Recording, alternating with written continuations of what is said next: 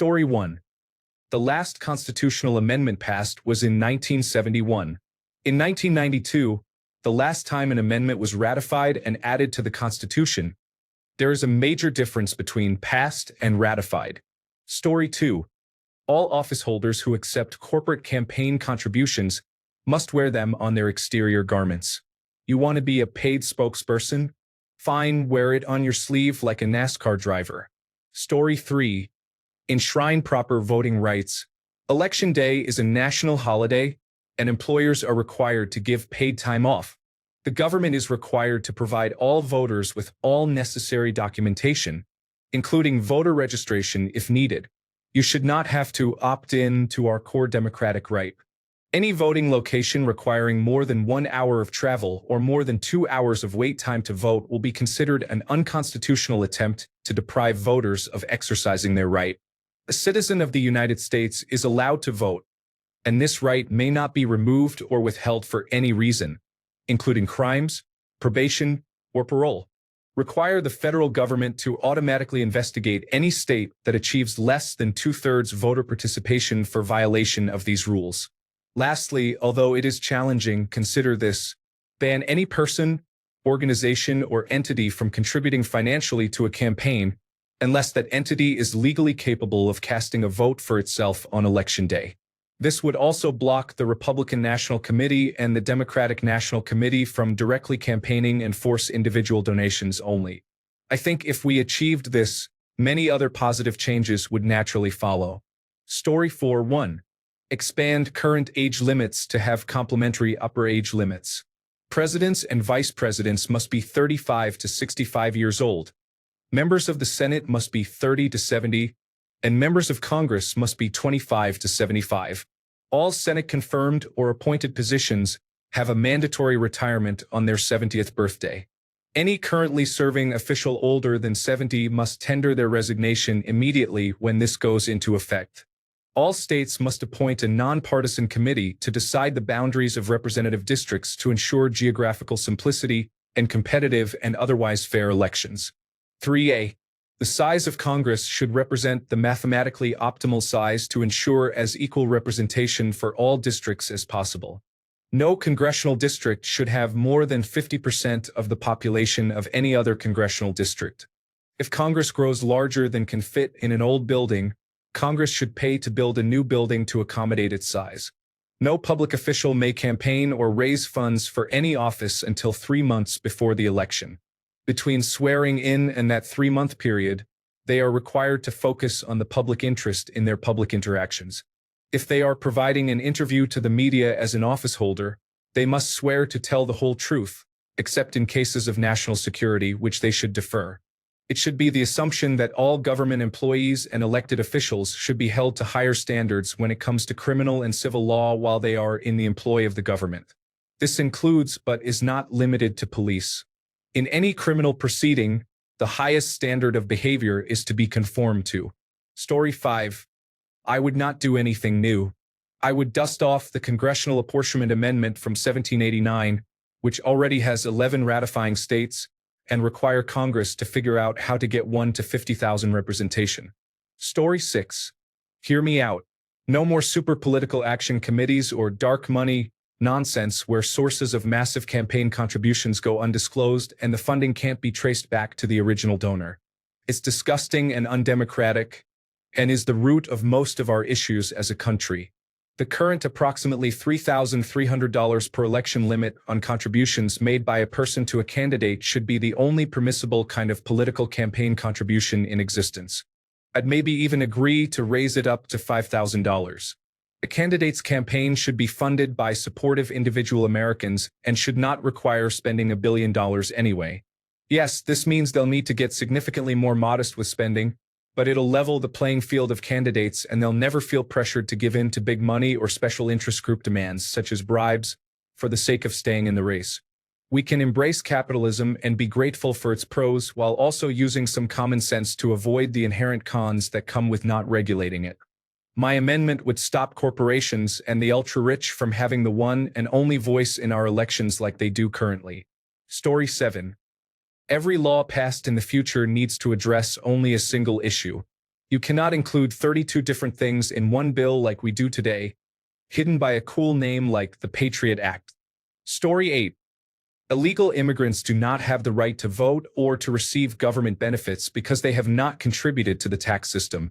They should not utilize our health care for free or receive housing for free.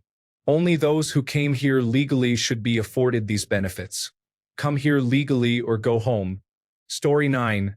A few people are saying they would abolish the Electoral College, and that would be one of my top answers as well. Another thing I would consider adding to the Constitution is to have it lay out an objective algorithmic method for creating voting districts nationwide in order to eliminate political gerrymandering. Story 10. No more income tax withholding. Instead, the amount normally deducted is placed in a high-yield savings account. You pocket the interest made, and your bill is due on election day. The bill for the exact amount is sent directly from the Internal Revenue Service and TurboTax, H&R Block, and all the other pay me to find out what your tax bill is companies can go away. Story 11. Increase the size of the House proportional to the population by amendment, taking it out of the hands of Congress itself. Why would you vote to dilute your own power? Something like the proposed Wyoming rule would ensure representation is more equal, so no one could represent a district smaller than the smallest district by population. This is the single biggest issue we have in terms of representation in the United States, and no one seems to get it. It also affects the Electoral College, which should also be abolished.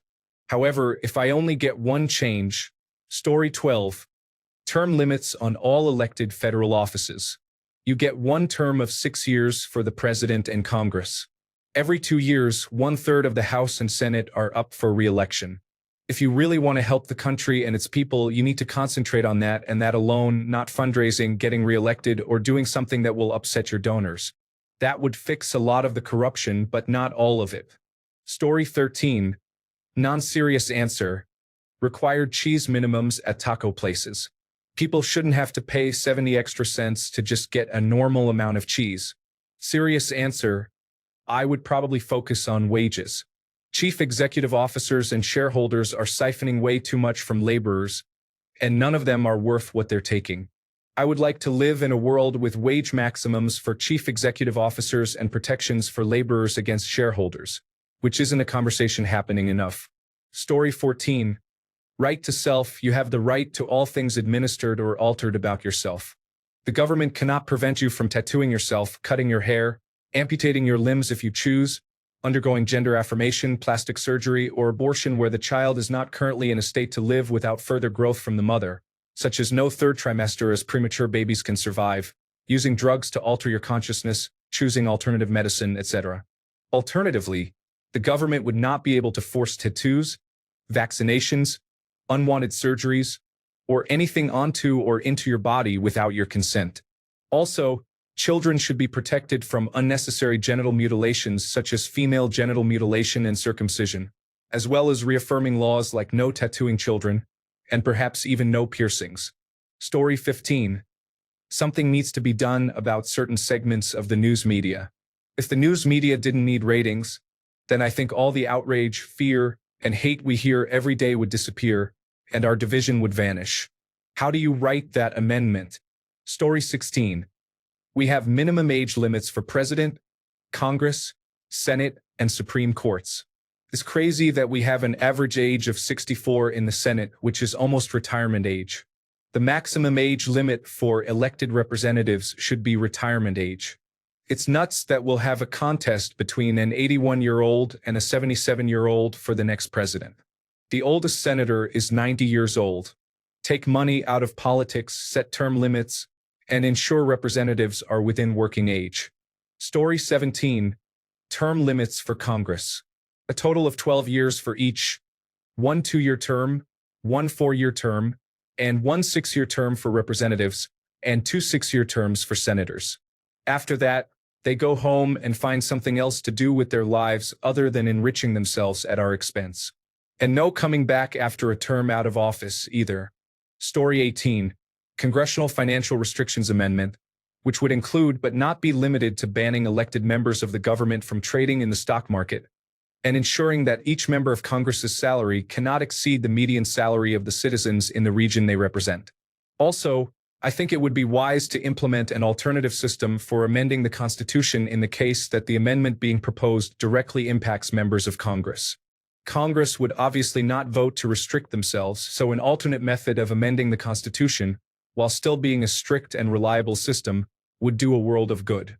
Story 19. Senators and Representatives. Salaries raised to $300,000 per year, adjusted annually for inflation. Limited to 3 terms for senators and 6 for representatives, after which they may not earn money outside of a reasonably generous pension provided by the government unless they get a job in public service. All investments for them are handled by a blind trust for life. Representatives who become senators have their term limits carried over to a 12-year maximum and a 6-year minimum. All of a sudden, you would see the government working for the people again because the best you can do is upper middle class. No more extremely wealthy people running for office. No more people aspiring to be wealthy running for office. Story 20.